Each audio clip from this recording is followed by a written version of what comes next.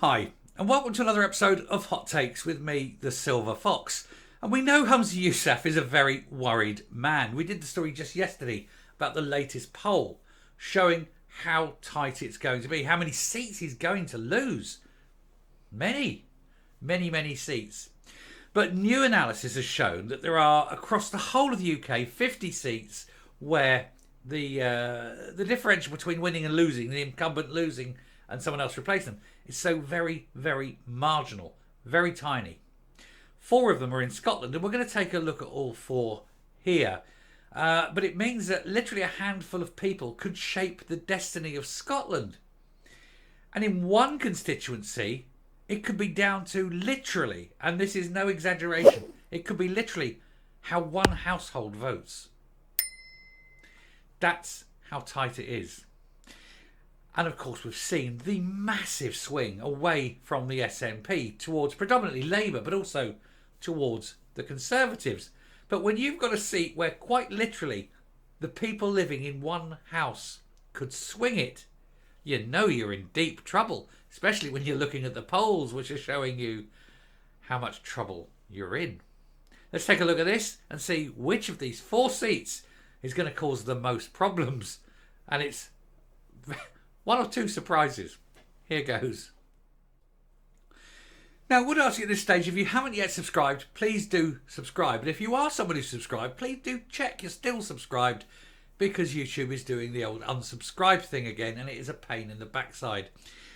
I would also say about this video, when I saw how tight one of the seats were, I was absolutely gobsmacked. And I thought, that's why I said about a single house could do this. It is so knife edge. And we're going to take a look at these. But it is always joyous to see stories where you know the SNP are reading these stories and going, pulling hair out and chewing their fingers off because they know how bad they're going to get beaten. You got a lot of them wondering, will they still have a seat? The answer is no, not likely. Anyway, the 4 SNP held seats on a knife edge at a general election where tactical voting will be crucial. Every seat tactically vote. It doesn't matter what party you support.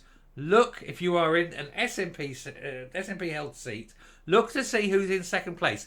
Look who is most likely to be able to take the seat away from them and vote for that party, even if it's not the party you want.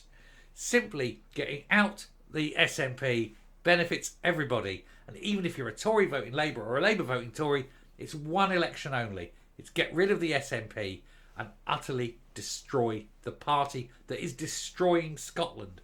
Critical. Tactical voting, you can win. Anyway, with voters deserting Humza Yousaf's party in droves, and it is, new analysis has revealed constituencies that are too close to call ahead of the election. And these will absolutely astound you when you see some of the numbers. The importance of tactical voting at the next general election has been highlighted by new research on the 50 most marginal seats in the country. 4 of them are in Scotland and are all held by the SNP. And so it's vital that these 4 seats fall, as well as all the others. But these 4 seats are the bellwethers for the rest of the country. The Nats are tipped to lose 3 of the 4. But in the last, there is just an estimated 7 votes in it. Meaning voters are looking to get rid of the SNP could prove crucial. And it comes amidst a backdrop of Humza Yousaf's party losing ground in the polls. 7 seats. It only takes one large household could swing it. Isn't that an astonishing figure? One house. The research was conducted by the Electoral Calculus on behalf of Labour List, and it shows Cumbernauld and Kirkintilloch to be the second tightest seat in the UK. The SNP's Stuart McDonald is predicted to hold on, but only by a mere 7 votes, meaning just a handful of people voting tactically could make the difference. So if you are in that seat, if you are in Cumbernauld and Kirkintilloch and you don't like the SNP, find out who's coming second and vote. Make sure you vote. Let's get him out. Stuart McDonald, make him unemployed, make him go and do a real job for the first time in his life, and absolutely oust the SNP. 7 votes. In Livingston, sitting Nat Hannah Bardell is predicted to lose her seat to Labour by just 206 votes. Again, nothing in it. Go and vote. Make sure you vote these people out. And here's the big one, the grumpy one, the one in her dad's suit. Mary Black's constituency is another that seems certain to be a tough fight. The SNP Westminster Deputy Leader is stepping down at the next election, with Labour tipped to take the seat by a mere 286 votes. She wanted her chum to take over as the potential candidate, but even he couldn't pass muster with the SNP. Now, when you've seen some of the people that have actually sort of managed to get through the selection process, it tells you how bad he must be if even he can't pass what the SNP consider to be a very low bar. And he couldn't get over that. That goes to show you how toxic she is and how toxic that seat is. And God, does that not give you... It's a face of a bulldog chewing a wasp, isn't it? Anyway, neighbouring Paisley and Renfrewshire North is another knife-edge constituency. Gavin Newlands currently holds it for the Nationalists, but data suggests a Labour victory of 582 votes. He's starting to get into comfortable vote-winning territory there, aren't you, if you're at that sort of level. Tactical voting is set to play a huge role in the election in Scotland as voters look to move on from endless constitutional debates. Yeah, because everybody's fed up with it. They don't want you constantly going on about the Constitution. They want you getting on and doing the damn job. Police, NHS, education, not independence, independence, independence. And so whatever happens, the independence debate will be off the books after the next election. Not the general, you understand, the next Holyrood election as well. That's also likely to go entirely toward Labour and Conservative. There won't be much by way of SNP at the next election, should the figures continue as they are. While the marginal seats will benefit Labour in the central belt, the Tories and the Lib Dems will likely benefit in other parts of the country. Once you get into the rural areas, that's where it tends to be, always has been. You always see at the end of the map, at the end of election night, and you get the huge big orange and blue bits up in the top end of Scotland, which they look lovely and big, of course, but there's only very few people there. So very, very big constituency in terms of area, but only because it's very, what's the opposite of dense? Loosely packed, I suppose, with people. It's not very dense at all. The electoral calculus also predicts that the SNP will lose a total of 27 seats minimum. Little tactical voting, we can get some more.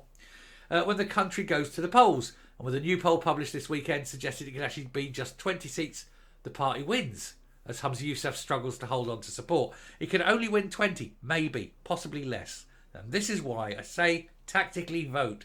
Even if you're voting for a party you don't particularly like, as long as you're not voting for the SNP, it's a win. Everybody wins to one degree or another. The Labour list analysis even suggests that Rishi Sunak could lose his seat. I know, isn't this delicious? And that I would love to see Rishi Sunak lose his seat. With the Conservative lead in his constituency thought to be a mere 146. He's definitely gone, hasn't he? A spokesman for the constituency Labour Party in Sunak's seat of Richmond said, unless polls change, this will be the first election since Prime Minister Balfour lost a PM, that a PM could lose his seat. But David Balfour was the last one. Wow, that was a long time ago. A symbolic defeat would show that the whole country is ready for change. However, it will require hard work, dedication, commitment from the National Party, and even if Labour don't win here, a narrow or significant reduced majority for Sunak could put an end to talk of safe seats and show Labour is competitive of all parts of the country.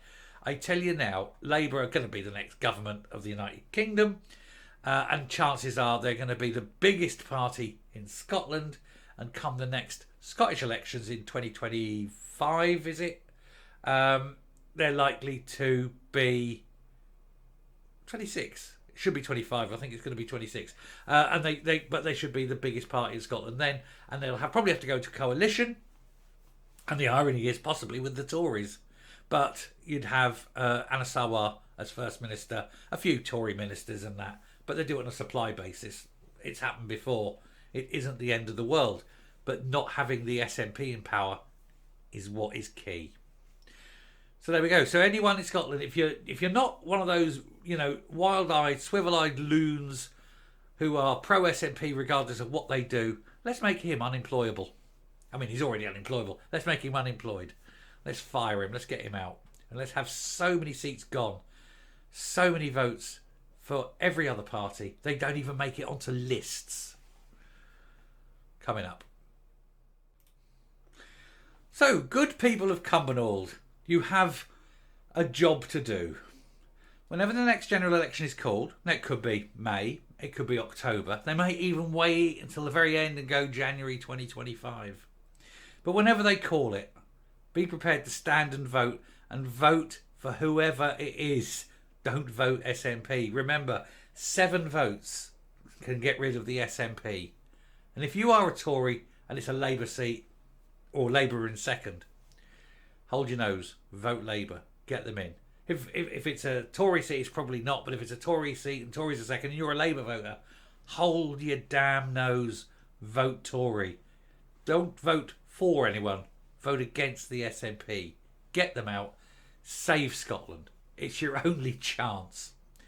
And of course the point is, the fewer MPs they have, the less money they get, the tighter it is, and the chances are they won't be able to maintain the party and the party will break up. In fact, it's already looking very difficult for them come the next election. They won't have enough money to spend on every constituency. So whatever happens, they're going to be in trouble anyway. Till next time, stay safe, stay well, and just look forward to the next election when you can do your business. Bye.